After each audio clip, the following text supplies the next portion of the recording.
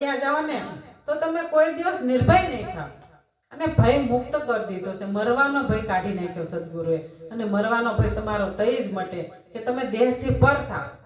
જ્યાં સુધી દેહથી પર નહીં થવાય ને ત્યાં સુધી જ્યાં મરવાના ભયાને જાતો નથી. અને મરવાનો ભય ક્યાં સુધી રહેશે? જ્યાં સુધી તમારી જીવ દશા રહે ત્યાં સુધી રહેવાનો. જેથી તમારી જીવ દશા મટી શિવ દશા થઈ તેથી તમે નિર્ભય થયા, ત્યાં સુધી થવાના નહીં. અને નિર્ભય થવું એ તમારા હાથની વાત છે. ગુરુ મહારાજે તો સાકર દઈ દીધી, પણ હવે તમારે એને કેમ ચાવીને કેમ એને ગળી જાવી અને કેમ એને ઉતારવી અંતરમાં એની વાત કરી આ સંતોએ. કારણ કે આને ઉતારવા જેવી છે. આ દેહ તો તમારે રાખવો છે તો રહેવાનું નથી, પણ આની દેહની પરની સ્વરૂપની વાત જે સમજાવી આપને એ કોઈ દે આવવા જવા વાળો છે નહીં. અને એ અંદર એ નથી ને બહારે નથી. આપણે જુક્તિમાં ચોખ્ખું સદગુરુ સમજાવે છે કે આ બોલવા વાળો અંદર એ નથી ને પાછો બહારે નથી.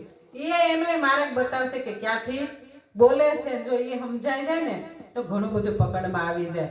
કારણ કે મેન તો આપણે પેલા જુક્તિ યાદ રાખવાની જરૂર છે. જ્યાં સુધી જુક્તિ યાદ નહીં રહે ને ત્યાં સુધી આપણે કોઈ હજી આની પર પ્રીતિ નહીં આવે. જે ભાવ તમને તમે કઈક ભયમાં આવી ગયા હોય, કઈક કષ્ટીમાં આવી ગયા હોય અને તમને